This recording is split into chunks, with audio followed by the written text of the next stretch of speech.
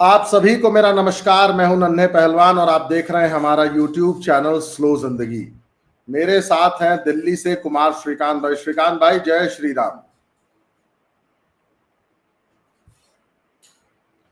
श्रीकांत भाई, जय सावन श्री के राम। महीने में जी श्रीकांत भाई, सावन के महीने में महादेव के भक्तों को महादेव ने एक सौगात आज दी। और पहलगाम हमले में जो लोग शामिल थे उनमें से 3 को आज हमारी आर्म्ड फोर्सेस ने मार गिराया। अब पाकिस्तान तो हमेशा की तरह आपको पता ही है कि वो एकदम मना कर दिया कि ना जी ना, हमारे लोग थे ही नहीं, वो तो लोकल कश्मीरी थे। और वो कश्मीर की वो आवाम थी जो हिंदुस्तान की उस जालिम सरकार, उस हिंदुस्तानी जालिम मोदी के खिलाफ लड़ रही है अपनी आजादी के लिए, जो पाकिस्तान का शुरू से स्टैंड रहा है। आपको पता होगा ऑपरेशन सिंदूर में इतनी भयंकर पिटाई होने के बावजूद शाहिद अफरीदी कैसे उस गाड़ी की छत पे झंडा लहरा रहा था और कह रहा था कि हमने भारत को नेस्तो नाबूद कर दिया। और उनके वो जोकर्स बैठ के टीवी चैनलों पे डिबेट कर रहे थे और कह रहे थे कि हमने तो हिंदुस्तान का सारा सिस्टम हैक कर लिया।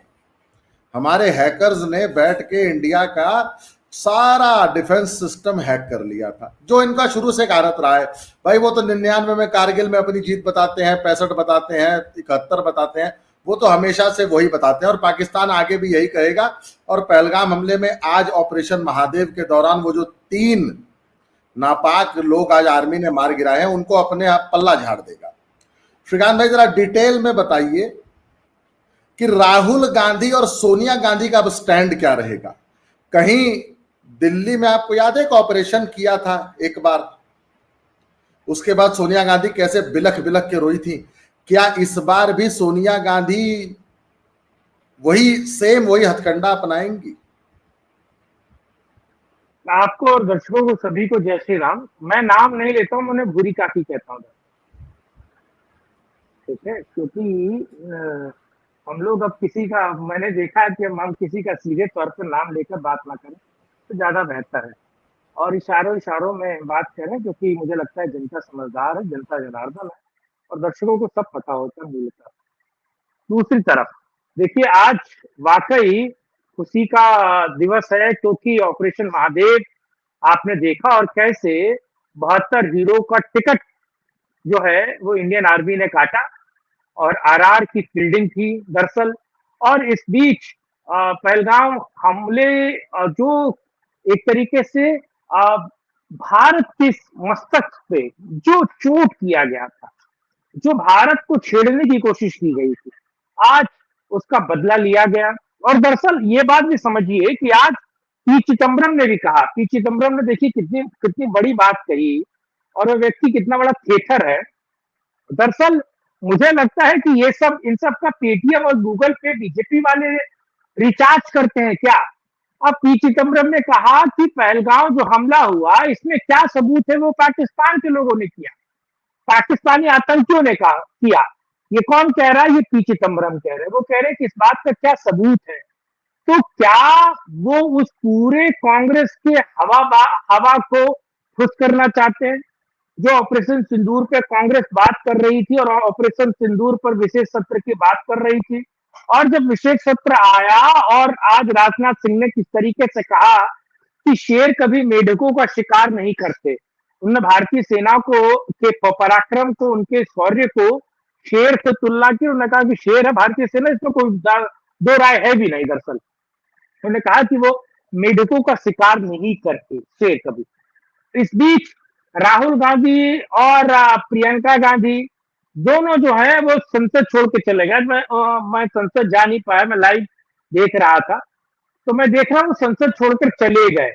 डिबेट में नहीं, 13 सेकंड वो व्यक्ति खड़ा नहीं हुआ, 5 सेकंड वो व्यक्ति इस मुद्दे पर बात करने के लिए खड़ा नहीं हुआ। जो लगातार ऑपरेशन सिंदूर पर बात कर रहे थे, ऑपरेशन सिंदूर पर सरकार से जवाब मांग रहे थे, जब रक्षा मंत्री ने बोलना शुरू किया तो वो कोई वहां नहीं खड़ा रहा। दूसरा एक आसाम का व्यक्ति है दुबई, उसकी पत्नी खुद पाकिस्तानी कनेक्शन है, चाइनीज कनेक्शन है, और कैसे भारत विरोधी गतिविधियों के लिए वो व्यक्ति और उसका पूरा परिवार जाना जाता है। और कैसे उसकी पूर्व सरकारें जो कांग्रेस के उसके पिता मुख्यमंत्री थे उन दिनों कैसे आसाम का हाल आपको पता है, आसाम में कैसे गोल टोपी वालों ने पूरा उत्पात मचा रखा था। कैसे महज आप बांग्लादेश के हैं और आप गोल टोपी पहनते हैं तो आके आसाम में आपको नागरिकता मिल जाएगी, आधार मिल जाएगा, राशन मिल जाएगा, जमीन मिल जाएगी और आपको काम धंधा भी मिल जाएगा। काम धंधा क्या? आती जाती महिलाओं से चैन लूटना, चोरी चकारी करना, अपराध करना और अपराध से अपने आप को बड़ा बनाना, ये और आपको पुलिस भी नहीं पकड़ेगी। और असम का एक पुराना ये एक तरीके का ये एक वर्किंग मॉड्यूल रहा, रोजगार असम की सरकार देती रही उस वक्त की जो अ, सरकार थी जिसमें गोगोई के पिताजी यानी जो भी गोगोई थे वो मुख्यमंत्री थे। वो किस तरीके से बयानबाजी कर रहे हैं और ये जो चिदम्बरम है, पी चिदम्बरम, ये सवाल उठा रहे हैं भारतीय सेना पर ही, ये सवाल उठा रहे हैं भारतीय सुरक्षा एजेंसियों पर, ये पाकिस्तान को क्लीन चिट दे रहे हैं। वो व्यक्ति सोचिए, वो व्यक्ति कितना वाहियात मानसिकता का आदमी है जो इस बात को कह रहा है। और इसी ने आपको पता है सेफरन टेररिज्म वाली जो बात आई थी, है ना, भगवा आतंकवाद की जो बात आई थी, वो पी चिदम्बरम के कार्यकाल में आई थी दरअसल। पी चिदम्बरम ने कैसे और इसको इसको लेकर उस वक्त के मंत्री और बाद के राष्ट्रपति प्रणब मुखर्जी के बीच बहुत बातचीत हुई और बहुत तू में भी हुई। फिर आपको पूरी स्टोरी पता है कैसे प्रणब मुखर्जी ने कहा कि साहब मेरी ऑफिस को बक किया गया है होम मिनिस्ट्री के द्वारा, तमाम तरह की चीजें हुई। खैर, तो हाँ, कुछ कह रहे हैं, आवाज नहीं आ रही आपकी। मैं एक बात आपको बस रिमाइंड करा दूं दर्शकों को भी, जैसे श्रीकांत भाई ने कहा कि हम लोग नाम लेते नहीं हैं। श्रीकांत भाई, धनतेरस का वो दिन याद है? 2005 की घटना है, मुझे याद है बहुत अच्छे से। दिल्ली 29 अक्टूबर 67 लोगों ने दिल्ली में अपनी जान गंवाई थी। बटला हाउस एनकाउंटर हुआ था और उसके बाद यही कांग्रेसियों की अम्मा रो रही थी कि निहत्थे निर्दोष मार दिए। भूरी काकी भूरी काकी 26/11 के बाद एक बुक लॉन्च होती है मुंबई में, उस आरएसएस की साजिश। वाह, तो आपको क्या लगता है कि अनीस बर्नी जी, ये जो सोनिया गांधी के जो ये इशारों पे जो जितने भी है ना, ये चाहे वो दिग्विजय सिंह हो, चाहे चिदम्बरम हो, चाहे वो मणिशंकर अय्यर हो, ये सब देखिए पेड एजेंट्स हैं। जो ऑर्डर आएगा वो ऑर्डर ये फॉलो करते हैं। तब दिग्विजय सिंह कर रहे थे, उससे पहले मणिशंकर अय्यर करते थे, आज चिदम्बरम कर रहे हैं और कुछ नया नहीं कर रहे हैं। आप देख लीजिएगा कुछ दिनों बाद ये बात फिर से उठ के आएगी कि ऑपरेशन महादेव में तो आम हिंदुस्तानी, आम कश्मीरी या नागरिक को मार दिया गया। पुलिस ने और आर्मी ने मिलकर एक फर्जी एनकाउंटर कर दिया। बहुत जल्दी कांग्रेस हमारी डिफेंस फोर्सेस पे, हमारी पुलिस फोर्सेस पे फिर उंगली उठाएगी। मैं तो हैरान हूं हमारे देश की जनता पे कि वो इन लोगों को कैसे वोट दे देती है। जनता इतनी जल्दी भूल कैसे जाती है। 26/11 को इन्होंने सैफरन टेरर, आपको याद है ना, भगवा आतंकवाद एक शब्द कॉइन किया था। उसके बाद भी कांग्रेस जैसी पार्टी को 99 सीटें दे देते हैं हिंदुस्तान की आवाम। जी श्रीकांत भाई, अपनी बात। तो गोल टोपी का वोट कहां जाएगा? और जिसने सेकुलरिज्म का चूरन चाटा हुआ है उन लोगों का वोट कहां जाएगा, ये भी सोचना चाहिए ना। और आपको पता है कि 26/11 आरएसएस की साजिश, जिस व्यक्ति ने किताब निकाली, जिस व्यक्ति ने लिखा, आपको पता है 26/11 के 3 दिन के बाद उस बुक की लॉन्च हो गई महज। तो 3 दिन में वो किताब लिख दी गई। और अनीस बर्नी जिसकी आप बात कर रहे हैं, दरअसल सहारा, राष्ट्रीय सहारा एक अखबार है, राष्ट्रीय सहारा एक ग्रुप है, सहारा ग्रुप।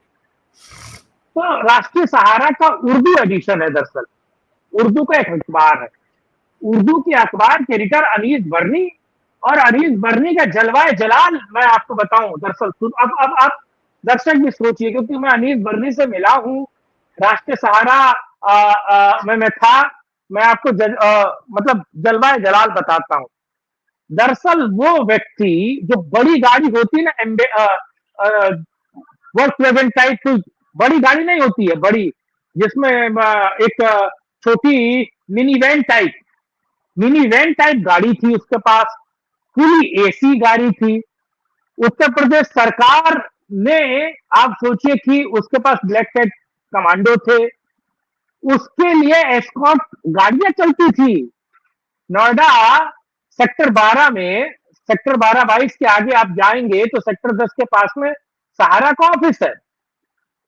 तो उस पूरे ऑफिस को आप सोचिए, ब्लैक कैट कमांडो हो और वो तमाम तरह की चीजें, और इसकी इतनी बड़ी और इतनी बढ़िया जुगाड़ था कि मैं आपको क्या बताऊं।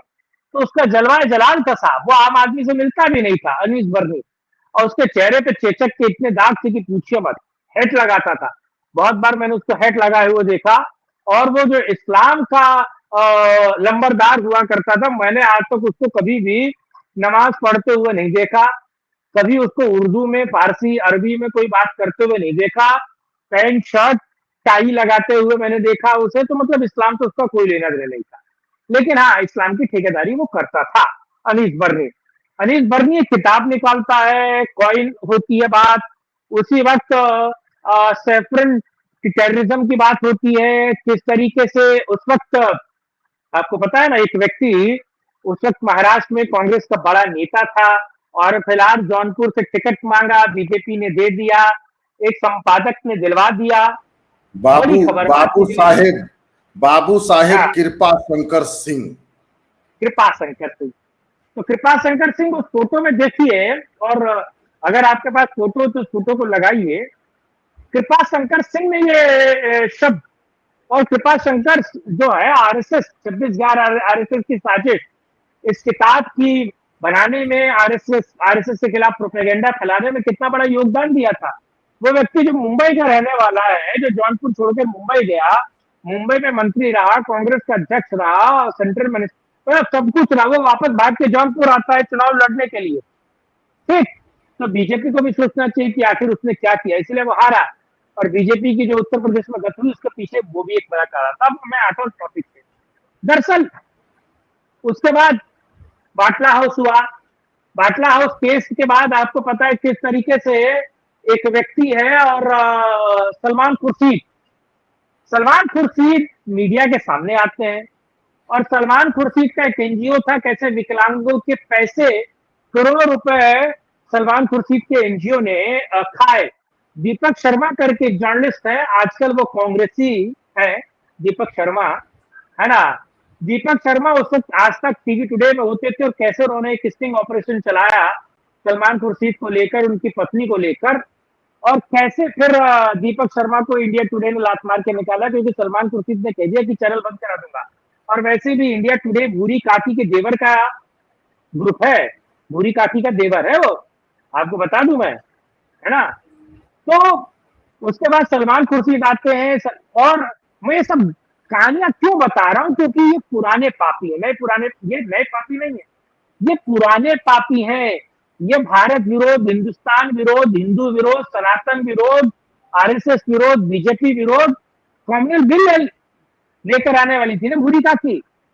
उसके बाद वो बताते हैं कि साहब सोनिया गांधी को जब पता चला, तो बाटला हाउस के केस को सुन के वो रोने लगी। पी चिदम्बरम, आपको पता है वो किस तरीके से बयान देने लगे। पुलिस की इंक्वायरी हुई, कोर्ट की इंक्वायरी हुई, सब इंक्वायरी हुई। उसमें महेश चंद, आपको पता है ना कि शहीद दिल्ली पुलिस का इंस्पेक्टर जो शहीद हुआ, उसके साथ दिल्ली पुलिस खड़ी रही, होम मिनिस्ट्री खड़ी रही, मंत्री होम मिनिस्टर उसके विरोध में खड़ा रहा। लेकिन भूरी काकी जो है वो बाटला हाउस के समर्थन में खड़ी रही। मैं बाटला हाउस एक और चीज आपको बता दूं, बाटला हाउस में हम और आप नहीं जा सकते। नन्हे पहलवान, आप कितनी बड़ी बॉडी ले लीजिए, 10 लोग ले लीजिए, बाटला हाउस में आप नहीं जा सकते, क्योंकि बाटला हाउस एक टैबो है, एक सॉरी घेटो है, घेटो। ठीक है। तो और किस तरीके से आप सोचिए कि भारत विरोधी ताकतों ने वहां पर आरएसएस को फंसाने की कोशिश की, बाटला हाउस में क्लीन चिट देने की कोशिश की। और ये पुराने पापी है, वो सारी चीजें अब तक चल रही है। और अब देखिए, अब कह रहे हैं कि साहब, मतलब आप सोचिए, मतलब 2 दर्जन से ज्यादा व्यक्तियों की गोली मारकर हत्या हो जाती है, पैंट उतार कर देखा जाता है। और उनका नाम और उनका धर्म पूछा जाता है और महिलाओं से कहा जाता है कि जाकर मोदी से बता देना कि तुझे क्यों मारा और तेरे पति को क्यों मारा है। आप सोचिए। और पता चलता है कि साहब जिसके लिए महिमा मंडन किया जा रहा था वो खच्चर वाले घोड़े वाले कश्मीरी, उनके कारण ये सारी चीजें हुई। उन्होंने किस तरीके से ग्राउंड काम किया, हैंडलर के तौर पर काम किया, ठीक, सारी चीजें निकल कर आ रही। भारत ने अपने पराक्रम को दिखाया, ऑपरेशन सिंदूर किया और 19 से ज्यादा जगहों पर पाकिस्तान के धुआं धुआं, इतना बम मारा कि पूरा पाकिस्तान धुआं धुआं हो गया, ठीक। और आज पी चिदम्बरम कह रहे हैं साहब ये पाकिस्तान ने नहीं करवाया, ये भारतीय आतंकवादियों ने करवाया। आप सोचिए, पूरा नैरेटिव बदल रहे हैं। क्योंकि देखिए लगातार ये 42 दिनों से, ये 50 दिनों से बात ये डिमांड कर रहे थे कि ऑपरेशन सिंदूर पर एक विशेष सत्र बनाइए, बुलाइए, पहलगांव पर एक विशेष सत्र बनाइए, बुलाइए। और जब विशेष सत्र आ गया तो विशेष सत्र में आप सोचिए कि 7 दिन बाद, 7 दिन हो गए ना, 7 दिन बाद ऑपरेशन सिंदूर पर बहस शुरू हुई और ये सब हाथ खड़े हुए। यानी कि आप सोचिए कि आप मतलब किसी भी चीज में खुश नहीं है ना। दरअसल वही है ना कि मतलब क्या कहा जाए कि ये कांग्रेसी है, दरअसल ये पुराने पापी हैं, ये सब पुराने पापी। हाँ, वो जो सर आप याद दिलाते हैं बार बार ना कि वो एक समुदाय विशेष का वोट लेना है इन्होंने, तो ये ऐसी हरकतें करते हैं। मुझे याद है कि समुदाय विशेष का एक स्पीकर होता था राज्यसभा में, जिसको मायावती जी ने बड़ा बुरी तरह लताड़ा था, आपको याद होगा। मायावती जी कहती कि आप चलता सेशन छोड़ के 12 बजे निकल लेते हैं यहाँ से, आप यहाँ इस कुर्सी पे इसलिए बैठाए गए हैं कि आप इस सेशन को स्मूथली रन करें और पूरा सेशन खत्म करें। आप महाराज खुद 12 बजे गायब हो जाते, हम आपका इंतजार कर रहे हैं। तो कहीं ना कहीं समुदाय विशेष को खुश करने के लिए उस आदमी को, उस निर्लज्ज व्यक्ति को बाद में उपराष्ट्रपति बनाया जाता है। तो आपने कहा ना कि कृपा शंकर सिंह जैसे लोगों की क्या जरूरत है भाजपा को। मैं खुद गाजीपुर का रहने वाला हूं, मेरी बगल की सीट है, वहां एक से एक कद्दावर हिंदू नेता है, राष्ट्रवादी नेता है, हिंदुत्ववादी नेता है। लेकिन भाजपा को क्या जरूरत पड़ी थी एक सी ग्रेड कांग्रेसी नेता को लाने की भाजपा में, और जौनपुर जैसी इंपॉर्टेंट सीट हरवा बैठी। आप सोच के देखिए कि एक आदमी जो जीवन में जौनपुर सिर्फ तेरही बरही और न्योता हकारी करने आया, और साल 2 साल में कभी एक आध महीने 10 दिन 5 दिन के लिए 2 दिन के लिए आया, सवेरे की फ्लाइट से आया, शाम की फ्लाइट से निकल लिया। उस आदमी, वो उस इंपोर्टेड आदमी को जो किसी काम का नहीं था। आपको एक बात बताऊं सर, भाजपा की कुछ ऐसी सीटें हैं उत्तर प्रदेश में, आप भी जानते हैं, जहां अगर सच में भाजपा किसी एकदम नॉन पॉलिटिकल व्यक्ति को भी खड़ा कर देना, एक भैंस खड़ी कर देना, तो वो भैंस भी 3-4 लाख वोट पा जाएगी। भाजपा का इतना वोट है। अरे आप अगर किसी को इंपोर्ट करके ला रहे हैं तो ये देखिए ना अपने साथ वो व्यक्ति क्या ला रहा है।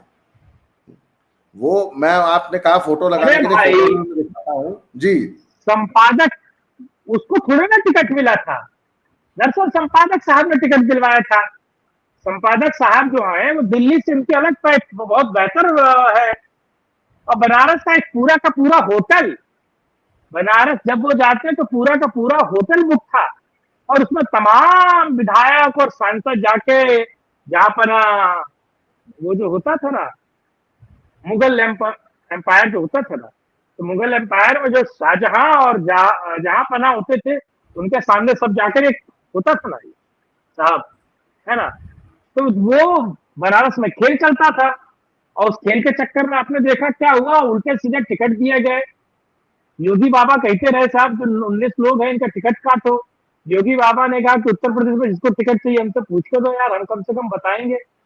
हाँ, अब एक और चीज है, इसको टिकट किसने दिलाया, जिसको भी बात होनी चाहिए ना। हाँ, देखिए दिग्विजय सिंह है इसमें,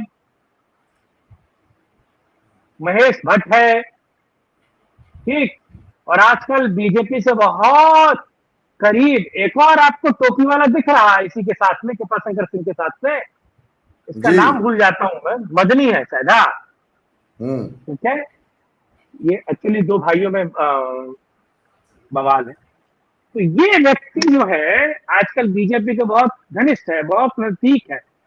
दरअसल बीजेपी भी शत्रु बोध की स्थिति से गड़बड़ा गई, उसे भी शत्रुओं का बोध नहीं है, मित्रों का कोई सही तरीके से वो नहीं है। तो बहुत बड़ी समस्या। और देखिए आज एक चीज क्लियर हो गई कि कांग्रेस के पास कुछ कहने के लिए है नहीं, किस बात पर डिपेंड करे, ग्राउंड खत्म हो गया। मोदी लगातार कट टू साइड करने का काम करते रहे हैं। और मैं आपको एक और बताऊं, मैं लगातार 1.5 महीने बिहार में था। ऑपरेशन सिंदूर की जो धमक बिहार में सुनाई दे रही है ना, तो मोदी की जय जय हो रही है। मैं आपको बता दूं हर जगह संभव नहीं है, हर जगह चीजें ऐसी नहीं है, हर जगह हो नहीं रही है। लेकिन नरेंद्र मोदी ने जो ऑपरेशन सिंदूर में देश ने जो अचीव किया है और खासतौर से जो कुछ मिला है, वो एक बहुत बड़े झन्नाटेदार तमाचा है इन कांग्रेसियों को, जो पहलगांव पर सवाल उठा रहे हैं, जो मरे हुए 72 हुरों के पास गए हुए आतंकियों ऑपरेशन महादेव पर सवाल उठा रहे हैं, जो लगातार सवाल पर सवाल उठा रहे हैं। तो दरअसल ये पुराने पापी और इनके इनके मगज में, इनके बुद्धि में सनातन, हिंदुस्तान, भारत, बीजेपी, हिंदू विरोध है, तुष्टीकरण की राजनीति करते हैं। जी, मेरा फाइनल रिमार्क तो यही था। जी, इस वीडियो को सर समाप्त करेंगे। आपकी बातों से एक बात तो मुझे बड़ा अच्छा सही समझ आई कि सही बात है, हमारा देश है ना शॉर्ट टर्म मेमोरी लॉस से गुजर रहा है। वो गजनी फिल्म देखी थी आपने? उसमें आमिर खान की याददाश्त थोड़ी देर के लिए आता है, फिर वो सब हो जाता है भूला। मैं पिछले दिनों सर जलंधर था, पंजाब। तो वहां पे एक बड़ा सुप्रसिद्ध ढाबा है जहां दाल बड़ी अच्छी मिलती है। तो घर वालों ने कहा कि भैया 2 प्लेट दाल ले आओ और सब्जी घर पे बना लेंगे। तो मैं वहां से दाल ले आया श्रीकांत भाई। तो वहां आप जानते हैं भाई, जब कोई इतना बड़ा ढाबा हो जहां पे हजारों लोग खाना खा रहे हैं, तो आसपास हमारे यूपी बिहार के भाई लोग कुछ ना कुछ छोटा मोटा धंधा खोल लेते हैं। तो वहां एक बिहार के महाशय थे जो कि वहां पे आइसक्रीम वेंडर थे। तो मैंने उनसे पूछा ऐसे ही बातों बातों, मैं जी कहाँ से हो? तो कहते बिहार से। मैंने कहा बड़ी अच्छी। मैंने कहा इलेक्शन से आपके यहाँ तो किसको ला रहे हो? इस बार तो लग रहा है तेजस्वी बाजी मार जाएगा। तो मैंने कहा यार आप लोग लालू का वो जंगल राज भूल गए? नहीं नहीं नहीं साहब, आप लोगों को गलत फहमी है। वो लालू वैसे थे, उनका बेटा सब लोग बहुत शरीफ है। आप सोच के देखिए, आपको वो होली पार्टी की वीडियो याद है जिसमें तेज प्रताप यादव बैठ के स्टेज से करा, ए सिपाही नाचो नहीं तो अभी सस्पेंड कर दिए जाओगे, नाचो। मतलब सोचिए हमारा देश कितनी ज्यादा मेमोरी लॉस, मतलब कितनी शॉर्ट टर्म मेमोरी है हमारे लोगों की, जो भूल जाते हैं कि पाकिस्तान ने हमारे साथ क्या किया। दिल्ली होटल में 2007 में दोनों भाइयों को कूट दिया गया था, लड़की छेड़ रहे थे दोनों। सर मैं तो सबसे पहले मोदी जी को एक बात रिमाइंड कराना चाहूंगा कि जिस दिलजीत दोसांझ नाम के एक है डैश डैश को आप बुलाकर अपने ऑफिस में बैठा के सम्मानित करते हैं, उसने एक पाकिस्तानी एक्ट्रेस को अपनी लेटेस्ट मूवी में लिया है और वो बॉर्डर 2 जैसी मूवी में एक्ट करने जा रहा है। ये हमारे देश है। ये आपको मैं सच बताऊं, कुछ मामलों में मानना पड़ेगा, उसको वहां से निकाल दिया, बॉर्डर 2 से निकाल दिया। अरे सर बॉर्डर 2 का किसने कहा आपको? शूटिंग रैप हो गई, वो आदमी उस फिल्म में है। यही तो बात है, ये और मैं आप ध्यान नहीं देते हैं। सर पूरी फिल्म शूट हो गई, शूट रैप हो गई है। कल को एडिट करके उसके सीन निकाल दे तो अलग बात है, नहीं तो बस खाना पूर्ति की गई है। क्यों? क्योंकि अभी कल या परसों इंस्टाग्राम पे एक वीडियो थी जिसमें वो आदमी लास्ट दिन जो शूटिंग का था तो वहां पे सबको मोतीचूर के लड्डू खिला रहा था। मैंने वो इंस्टाग्राम की रील देखी है, आप कहेंगे तो मैं डिस्क्रिप्शन बॉक्स में लिंक डाल दूंगा, जनता देख लेगी। मुझे कहीं ना कहीं ये महसूस होता है कि कभी कभी हम लोग ऐसे लोगों को मतलब मोटिवेट करते हैं या ऐसे लोगों को बढ़ावा देते हैं जिन्होंने कभी ना कभी हमारे गाल पे खूब खींच खींच के तमाचे मारे। ये वही दिलजीत दोसांझ था ना जिसने अपने दिल्यूमिनाटी टूर में चंडीगढ़ में जब शो हो रहा था तो इंडिया तिरंगा हटा दिया था अपने बैनर पोस्टर से, आपको याद है? और उसकी कितनी किरकिरी हुई थी। उसके बाद उसको मोदी जी ने बुलाया, बड़ा वो एकदम बड़ा शरीफ बन के ऐसे ऐसे गया और फिर उसने अलग से बात करेंगे, उस पर अलग से बात करेंगे। देखिए मुझे लगता है कि वही है कि दिलजीत दोसांझ जो है वो खाने के बीच चटनी नहीं है, वो पूरा एक मेन कोर्स है। दर्शकों को उस पर एक मेन कोर्स की तरह हमें लगता है कि बात होनी चाहिए, क्योंकि चटनी की तरफ जाते जाते 5-10 सेकंड में या 2 मिनट में हम उस पर बात कर रहे हैं, ना हाँ, हमें नहीं मजा नहीं आएगा नहीं ना दर्शकों को मजा नहीं आएगा। आएगा। दर्शकों की भी याददाश्त, और हमारा काम दर्शकों है कि दर्शकों की याददाश्त हमेशा हम ताजा करते रहे। करते जी। हैं। दर्शकों, श्रीकांत भाई की बात का एक मैसेज जो मैंने जो सीख ली है वो आपके लिए मैं बड़े ना सिंपल भाषा में, श्रीकांत भाई थोड़ी सी ना वो पत्रकारों वाली गूढ़ भाषा का इस्तेमाल करते हैं, मैं आपको सिंपल शब्दों में एक बात बताऊं श्रीकांत भाई कहना क्या चाह रहे थे। जी। कांग्रेस से वो एक मेरे पिताजी एक बात कहते हैं कि अगर कांग्रेसी और सांप दिखा तो क्या करोगे, तो मैंने कहा कांग्रेसी को तो दे लट सांप को दूध दूध पिलाऊंगा। तो अगर सनातन और हिंदुत्व और हिंदुस्तान का भला चाहते हो तो इन कांग्रेसियों को लठ मारना शुरू करो। इनसे ज्यादा दुष्ट प्राणी, इनसे दुष्ट प्रवृत्ति का व्यक्ति इस धरती पे पैदा नहीं हो सकता। इन्होंने पल पल सनातन को काटा है, उसकी जड़ों को काटने की कोशिश की है। जैसे कहते हैं ना, किसी पेड़ को खत्म करना है तो उसकी जड़ में मंठा डालो, मट्ठा डालो, छाछ डालो।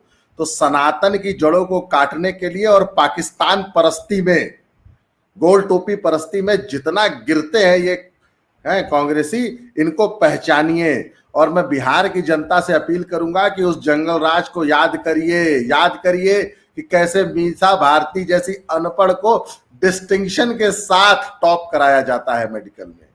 श्रीकांत भाई, आपने हमें समय दिया, उसके बहुत बहुत धन्यवाद। दिलजीत दोसांझ के ऊपर पूरा एक शो करेंगे बहुत ही जल्द, तब तक के लिए जय श्री राम, धन्यवाद।